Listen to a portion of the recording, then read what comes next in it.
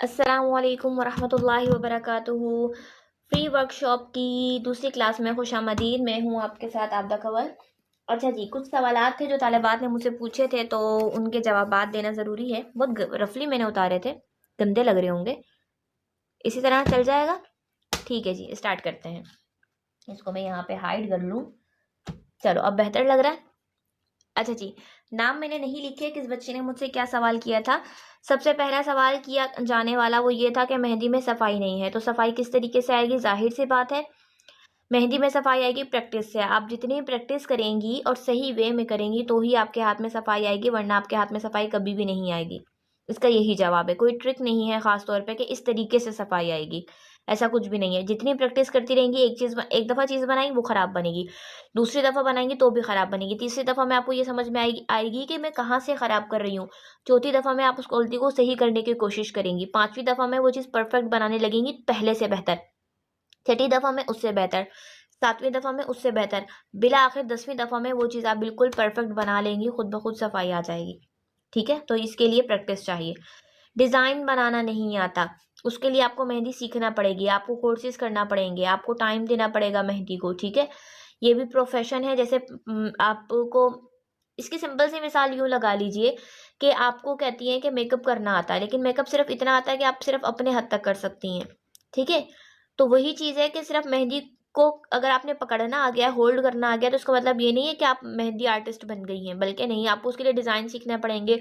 उसके लिए आपको जानना होना चाहिए कि मेहंदी की कितनी इकसाम है, कितनी वैरायटी है, किन चीज़ों को, किन एलिमेंट को जोड़ के कौन सा डिज़ाइन बनता है, किन एलिमेंट्स को जोड़ के कौन सा डिज़ाइन बनता है।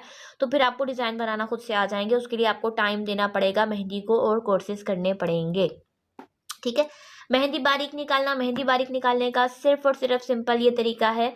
यहाँ पे जैसे मैं ले लेती हूँ कि अगर आप मेहंदी को प्रेशर कम देंगी तो मेहंदी बारीक निकलेगी, इस तरीके से मेहंदी बारीक निकलेगी। अगर आप प्रेशर ज़्यादा देंगी तो मेहंदी मोटी निकलेगी। अंगूठे की तरफ से दबाव अगर आप कम देंगी तो मेहंदी बारीक निकलेगी, अंगूठे से ज़्यादा दबाव देंगी तो मेहंदी मोटी निकलेगी। एक तो ये चीज़ हो गई। दूसरा ये है कि मेहंदी की नोक अगर आपकी बारीक है तो जाहिर सी बात है मेहंदी जो है वो बारीक निकलेगी। अगर पहले से ही नोक मोटी है तो आप जितना भी हल्का प्रेशर देंगी तो वो मेहंदी की कोन जो है, नोक जो है जब मोटी है तो वो मेहंदी मोटी निकलेगी। ठीक हो गया। उसके बाद है लाइन स्टेडी होना। लाइन स्टेडी होने की दो वजूहात होती हैं। सबसे पहली वजह यह है कि आपको डर लगता है, हाथ कांपता है आपका लगाते हुए, तो आपने इस डर को ख़त्म करना है। सबसे पहली बात, इंसान डर क्यों रहा है? अक्सर लड़कियों के हाथ कपकपाते हैं, तो कपकपाने की वजह क्या है? सामने वाला जिसके हाथ के ऊपर आप लगा रही हैं वो आपको पीटेगा नहीं। सबसे पहले आप ये कर लें कि वो आपको पीटेगा नहीं। बिगनर्स हैं तो क्लाइंट को तो लगाएंगी नहीं, अपनी दोस्तों को ही लगाएंगी, तो दोस्तों को भी नहीं लगाएं क्योंकि दोस्तें नखरे कर रही होती हैं बहुत ज़्यादा। सबसे पहले आप अम्मियों को पकड़ें, आंटियां वगैरह इतने नखरे नहीं कर रही होती, उनके हाथों पर लगाएं, वो खुश हो जाती हैं लाल हाथ देखकर बस, तो वो आपको मारेंगी नहीं। ठीक है, सबसे पहली बात तो ये हो गई। दूसरी बात ये कि लाइन स्टडी इस तरह भी होती है कि आपकी ग्रिप नहीं बैठी हुई होती। एक तो डर लग रहा होता है इस वजह से, दूसरा आपके हाथ की ग्रिप नहीं बैठी हुई होती। ग्रिप कैसे बैठेगी? प्रैक्टिस करने से। एक दफ़ा लगाएं लाइन टेढ़ी होगी, दूसरी दफ़ा लगाएं लाइन टेढ़ी होगी, करते करते कब तक टेढ़ी होगी? आप उस पर यूज टू हो जाएंगे और वो चीज़ आपसे परफेक्ट बनने लग जाएगी। हाथ का कांपना वही हो गया कि आपने आपके जो है या तो बिगनर्स हैं, मेहंदी को सिर्फ होल्ड करना आ गया तो आप समझ रहे हैं कि हमें मेहंदी लगाना आती है, जबकि आपको मेहंदी लगाना आती नहीं है क्योंकि आपको ट्रिक्स वगैरह नहीं पता कि दबाव क्या होता है, प्रेशर क्या होता है, स्पीड क्या होती है, ये सारी चीज़ें से आप वाकिफ़ नहीं हैं इस वजह से। दूसरा वही कि आपको डर लगता है, कॉन्फिडेंस नहीं है, तो उस चीज़ के लिए आपको कॉन्फिडेंस है कि ज़्यादा से ज़्यादा क्या हो जाएगा, हाथ खराब हो जाएगा, फिर उतर जाएगी मेहंदी, वापस से लगा लेंगे, इसमें कोई टेंशन वाली बात नहीं है। ठीक है, डिज़ाइन ज़हन में नहीं रहता। डिज़ाइन ज़हन में इस वजह से नहीं रहता क्योंकि आपकी प्रैक्टिस नहीं है। अगर आपने एक चीज़ बनाई है, एक दफ़ा बनाई है, तो वो कैसे आपके ज़हन में रहेगी? मिसाल के तौर पे सूरह फातिहा को ले लें, हमें कैसे पक्की ज़बानी याद होती है। 6 कलमे ले लें जो हम पढ़ रहे होते हैं, अभी बचपन में हमने कभी याद किए थे, और अभी भी अगर आप हमसे सुनेंगी तो हमारी गलती नहीं निकलेगी। क्यों? वजह यह है कि हमने इतना उनको रटा था बचपन में, इतना रटा था कि वो अभी तक बगैर दोहराए भी हमें याद हैं, तो वो ज़हन से नहीं निकलेंगे। इसी के बजाय अगर कोई ऐसा ऐसे या मजमून ले लें जो हमने स्कूल टाइम में सीखा होगा, दोबारा कभी हमने खोल के ही नहीं देखा, वो भी हमें नहीं याद। क्यों? उस चीज़ को हमने पक्का नहीं किया था। जैसे कलमे की तरह, पानी की तरह पक्का नहीं किया था। कुछ भी चीज़ को पानी की तरह पक्का करेंगे तो वो कैसे आपके ज़हन से निकलेगी? दूसरी बात ये कि आपने ज़हन को याद कर, आपने डिज़ाइन को ज़हन में रखने की ज़रूरत भी नहीं है। क्यों? क्योंकि ये कुरानी अहादीस नहीं, ये कुरान और अहादीस नहीं है कि आप जो है उनको अपने जहन में रखें और बिल्कुल सेम टू सेम वैसा लगाएं, कोई ज़रूरत नहीं है। ये मेहंदी है और ये एक आर्ट है, उसको अपने मतलब अपने मर्जी से और अपने मुताबिक बनाएं। जो आपका दिल कर रहा है वैसा बनाएं, जहाँ दिल कर रहा है फूल बनाने का फूल बनाएं, पत्ते बनाएं, अपनी तरफ से चीज़ें इंक्लूड करें, अपनी मर्जी से चीज़ें हटाएं और डालें। आपको ज़रूरत क्या है डिज़ाइन को जहन में याद रखने की, इस चीज़ को छोड़ देंगे, फजूल सवाल है, इस चीज़ की तरफ टेंशन ना लेके जाएं। अच्छा जी, एक बच्ची ने सवाल किया था कि मैंने प्रैक्टिस भी बहुत की है, कोर्सेज भी बहुत किए हैं, रिजल्ट नहीं है। तो इसकी एक तो ये वजह होगी कि आपने प्रैक्टिस की है, मेहंदी लगाई है, लेकिन जो टीचर आपको गाइडलाइन दे रही थी या जो समझा रही थी आपने वो अच्छे से समझा नहीं। और अगर आपका ये कहना है कि नहीं मैंने तो बहुत अच्छे से सुना और अच्छे से लेक्चर लिया और मैंने छुट्टियां भी नहीं की, मैंने प्रैक्टिस भी बहुत की, तो फिर वो सिखाने वाले का फॉल्ट होगा, उसने सही से आपको सिखाया नहीं होगा, सही से आपको ट्रिक्स नहीं बताई होंगी, ठीक है, या तो टीचर का कसूर होगा। अब मुझे नहीं पता आपने कहाँ से कोर्सेज किए, कैसे कोर्सेज किए, और टीचर का सिखाने का अंदाज कैसा था, या आप किस तरीके से सीखती थी। तो यही बात है कि आपकी तवज्जो नहीं थी, या अगर आपकी तवज्जो थी तो सामने वाले की तवज्जो नहीं थी। उसके बाद कह रहे हैं कि बाएं हाथ से मेहंदी नहीं लगा सकती, तो वो तो मैं भी नहीं लगा सकती, कोई इशू वाली बात नहीं है। अगर आप दाएं हाथ से काम करती हैं तो जाहिर सी बात है मेहंदी भी आप दाएं हाथ से लगाएंगी। बाज़ लड़कियां बाएं हाथ से काम करती हैं तो वो बाएं हाथ से भी मेहंदी लगा लेती हैं। बहुत ही कम तकरीबन 100 में से 5% सिर्फ लड़कियां ऐसी होती होंगी जो दोनों हाथों से काम करें और दोनों हाथों से मेहंदी लगा सके। और मैं इतनी खुशकिस्मत नहीं हूँ कि मैं जो है दोनों हाथों से मेहंदी लगा सकूँ। मैं सिर्फ सीधे हाथ से लगाती हूँ और काफ़ी है यार, सीधे हाथ से मेहंदी लगाना। उल्टे हाथ से लगा के क्या करना है, क्योंकि उसको मैं सफाई करने के लिए यूज़ करती हूँ। यहाँ पे अभी भी मेरा कम कम लाल हो रहा है, वरना ये हमेशा मेरे लाल होते हैं, क्योंकि मेरी आदत है कि मैं हाथ से मेहंदी साफ़ करती हूँ। बस मुझे है एक टिश्यू से मैं साफ़ नहीं करती हूँ, क्योंकि मेरी आदत है कोन को बार बार साफ़ करना। जब आप कोन मेहंदी की नोक को बार बार साफ़ करती हैं तो बहुत ही ज़्यादा नीटनेस के साथ जो है वो मेहंदी लगती है। अच्छा जी, टाइम लगता है, हाथ कांपते हैं, टाइम लगता है। अब टाइम क्यों लगता है, इसके बहुत सारे रीजंस होते हैं। अगर मेहंदी काशीज़ स्टाइल में लगा रही हैं, बहुत ही बारीक मेहंदी लगा रही हैं, तो ऑब्वियसली आपका टाइम बहुत ज़्यादा खर्च होगा। उसके लिए फिर आप ये भूल जाएं, क्योंकि मेहंदी टाइम मांगती है। अगर मैं भी ब्राइड को मेहंदी लगाती हूँ तो कम से कम 5 से 6 घंटे मुझे भी लग जाते हैं, और मेरा तजुर्बा तकरीबन 10 साल से ज़्यादा हो चुका है, फिर भी मुझे 5 से 6 घंटे लग जाते हैं। तो फिर आप खुद सोच लें, क्योंकि मेहंदी में हमारी सफाई होती है, बारीक बारीक चीज़ें होती हैं। कॉपी पेस्ट वाला काम नहीं होता कि बस एक फूल बनाया उसी को कॉपी कॉपी कर लिया आगे हमारा काम होता गया, नहीं।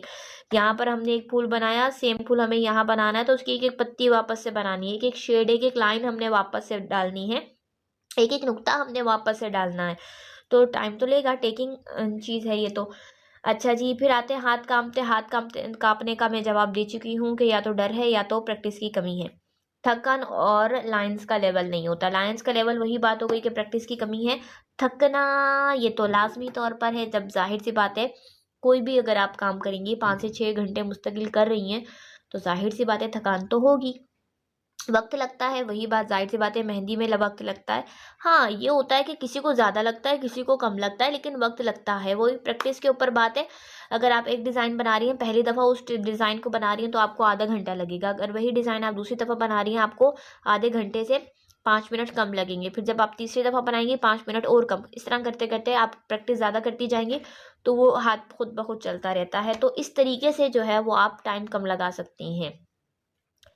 अच्छा जी, फिनिशिंग नहीं है, इसकी भी बहुत सारी वजूहत है। सबसे पहले प्रैक्टिस हो जाएगा कि आपकी प्रैक्टिस बहुत कम है। दूसरा ये होगा कि आपको वो ट्रिक्स ही नहीं पता कि किस तरीके से फिनिशिंग आ सकती है, किस तरीके से डिज़ाइन में जान आ सकती है। वो इंशाल्लाह अगर आप मेरे साथ रहेंगी तो आस्ता आस्ता हम इन सारी चीज़ों को सीखेंगे प्रैक्टिकली तौर पर। डिज़ाइन की वैरायटी नहीं मालूम, ये बेहतरीन सवाल लगा था मुझे। एक बच्ची ने पूछा कि मुझे डिज़ाइन की वैरायटी नहीं मालूम कि कौन कौन से डिज़ाइन होते हैं। तो ये भी हमारे के फ्लोरल डिज़ाइन कौन से होते हैं, उनकी पहचान कैसी होती है, अरेबिक डिज़ाइन कौन से होते हैं, उनकी पहचान कैसे की जा सकती है, काशीज़ के डिज़ाइन क्या होते हैं, और ज्वेलरी स्टाइल कौन से होते हैं, ब्रोकर डिज़ाइन कौन से होते हैं, ये सारे जो है इंशाल्लाह हम सीखेंगे। और मैं आपको बता दूं कि मेरा मानना है, या कह लें कि मैं अपने आप में इस चीज़ में समझती हूँ खुद को कि मैं ऑल इन वन हूँ, इसीलिए मैं कहती हूँ खुद को प्रोफेशनल मेहंदी आर्टिस्ट। बाज़ ऐसी होती हैं कि जो बहुत खूबसूरत मेहंदी लगाती हैं, लेकिन वो एक ही किस्म की लगा रही होती हैं, उन्हें हर किस्म की मेहंदी नहीं लगाना आ रही होती। और बाज़ ऐसी होती हैं जो सिर्फ देख के लगा सकती हैं, बगैर देखे नहीं लगा सकती। बाज़ ऐसी होती हैं जो सिर्फ बगैर देखे लगा सकती हैं, खुद से इनकी क्रिएटिविटी नहीं होती। और अल्हम्दुलिल्लाह अल्लाह पाक ने इतना किया है कि मैं देखकर भी लगा सकती हूँ, बगैर देखे भी लगा सकती हूँ, और हर किस्म की मेहंदी भी लगा सकती हूँ। कोई भी आप डिज़ाइन दें मैं लगा सकती हूँ। और सिर्फ किसी भी डिज़ाइन का आप नाम ले लें कि हमें इस टाइप की मेहंदी चाहिए, तो बगैर देखे मैं वो भी खुद से डिज़ाइन क्रिएट करके लगा सकती हूँ अल्हम्दुलिल्लाह। तो यही चीज़ मैं अपने स्टूडेंट्स में भी चाहती हूँ और यही उन सबको सारे के सारे डिज़ाइन सिखाती हूँ। किसी एक किस्म की ख़ास मेहंदी पर सिर्फ लेकर नहीं बैठ जाती, हर किस्म के डिज़ाइन की पहचान और हर किस्म के डिज़ाइन सिखाती हूँ। तो इंशाल्लाह आपको डिज़ाइन की वैरायटी मालूम हो जाएगी कि कौन कौन सी होती हैं और कितनी कितनी होती हैं। अच्छा जी, मेहंदी की कौन सी किस्म सबसे बेहतर है, तो ये सवाल का जवाब मैं ये दूंगी कि ये अपनी चॉइस के ऊपर होता है। क्यों? हर एक की पसंद अलग अलग होती है। किसी को भरे हुए डिज़ाइन पसंद होते हैं तो उनके लिए जो मेहंदी की भरी हुई किस्म होगी, किसी को सिर्फ सिंपल पसंद होते हैं, किसी को बारीक मेहंदी पसंद होती है, किसी को मोटी और बारीक दोनों टाइप की मिक्स मेहंदी पसंद होती है, किसी को सिर्फ बोल्ड डिज़ाइनिंग पसंद होते हैं, किसी को बड़े बड़े फ्लावर पसंद होते हैं, किसी को छोटे छोटे फ्लावर पसंद होते हैं। तो अब किसी किसी को बंच स्टाइल पसंद होता है, किसी को जो है वो बेल्ट स्टाइल यूं करके पसंद होता है। तो ये हर एक की अपनी पसंद के हिसाब से, जिसकी जैसी पसंद होगी उसको वो वाली मेहंदी पसंद आएगी, ठीक है। और मेरा कहना ये है कि मेहंदी चाहे भरी हुई हो, चाहे मेहंदी बारीक हो, चाहे कोई सी भी किस्म की हो, सफाई से लगी हुई होनी चाहिए, उस डिज़ाइन के अंदर जान होनी चाहिए बस। मेरी अपनी पसंद ये है कि कुछ छोटा बना हुआ हो या बड़ा बना हुआ हो या फुल भरा हुआ हो या कम भरा हुआ हो, सफाई के साथ बना हुआ होना चाहिए और खिचड़ी ना लगे। एक एक चीज़ हमारी बात से पता चल रही हो कि अच्छा ये फूल है, ये पत्ते हैं, ये जो है हमारे पास स्पाइरल बने हुए हैं, ये हमारे पास हम्प्स बने हुए हैं, सब कुछ। कोन को पकड़ने का मसला, कोन को पकड़ने का क्या मसला है, क्लास 1 में मैंने बता दिया था कि जिस तरीके से आपको कोन हैंडल करना आनी चाहिए वैसे कर लें। भले आगे से कर लें, भले पीछे से कर लें, भले दरमियान से कर लें, कैसे भी कर लें, भले 2 उँगलियों के दरमियान फंसाए, भले यूं करके मुट्ठी में बंद करके पकड़ें, कोई इशू नहीं है। मेहंदी है, जहां से आप होल्ड करना चाह रही हैं वहां से पकड़ लें, कोई खास तरीका नहीं है। बगैर देखे मेहंदी लगाना, बगैर देखे मेहंदी लगा के करेंगी भी क्या? देखकर लगा ले मोबाइल से, कोई इश्यू थोड़ी ना है। और अगर बगैर देखे मेहंदी लगाना चाह रही हैं तो उसके लिए जाहिर सी बात है प्रैक्टिस की ज़रूरत है। एक डिज़ाइन लें, उसको उसके 5 से 6 दफ़ा प्रैक्टिस करें, फिर आपको जहन में आ जाएगा। जितना जहन में आ रहा है उतना काफ़ी है, ज़रूरी नहीं है हर बार वही बनाएं आप, ज़रूरी नहीं होता।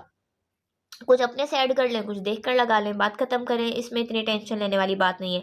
टेंशन लेने वाली बात क्या होती है मेहंदी में? सबसे पहली और सबसे आखिरी बात यह है कि फिनिशिंग के साथ लगी हुई हो, बस। अच्छा जी, पत्ते बनाने में मुश्किल होती है, वो इंशाल्लाह हम वर्कशॉप लेंगे, लेकिन फिर वर्कशॉप में सिर्फ एक ही दिन में फूल पत्ते बनाना सिखाऊंगी, तो उसमें आपको मैं तो सिखा दूंगी, आपको ज़्यादा टाइम प्रैक्टिस करनी पड़ेगी, ठीक है। अगर आप कोर्स करते हैं, कोर्स में 2 से 3 माह जब मेरे साथ रहेंगे, साथ साथ प्रैक्टिस होगी, साथ साथ मेरी गाइडेंस भी होगी, तो इंशाल्लाह इम्प्रूवमेंट आएगी। रही बात कमर दर्द और गर्दन दर्द की, उफ अल्लाह अकबर, ये तो जो भी मेहंदी लगाने वाली आर्टिस्ट होंगे उनका यही दर्द होगा और यही दुख होगा कि नॉर्मल पार्टी मेहंदी लगाती हैं फिर तो इतना इशू नहीं होता।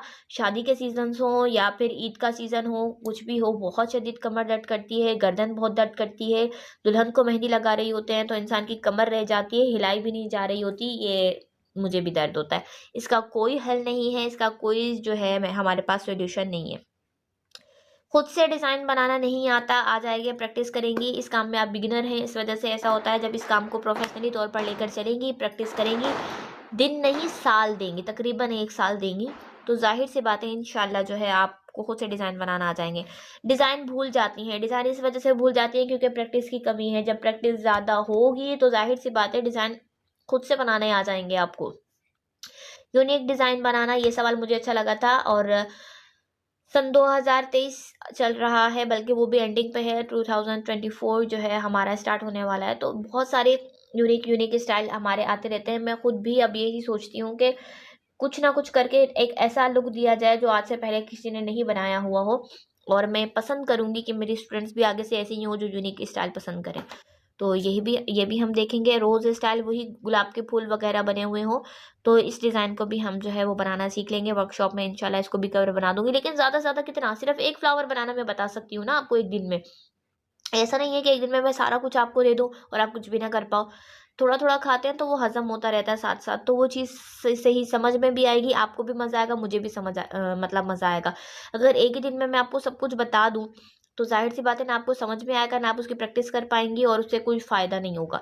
तो बेहतर ये है कि तरतीब से लेकर चलें, स्टार्टिंग से लेकर चलें एंड तक, ठीक है। तो यहाँ पर हमारे पास ये भी हो गया कंप्लीट। इसी के साथ मुझे इजाज़त दीजिए दूसरी क्लास से। अल्लाह हाफिज़।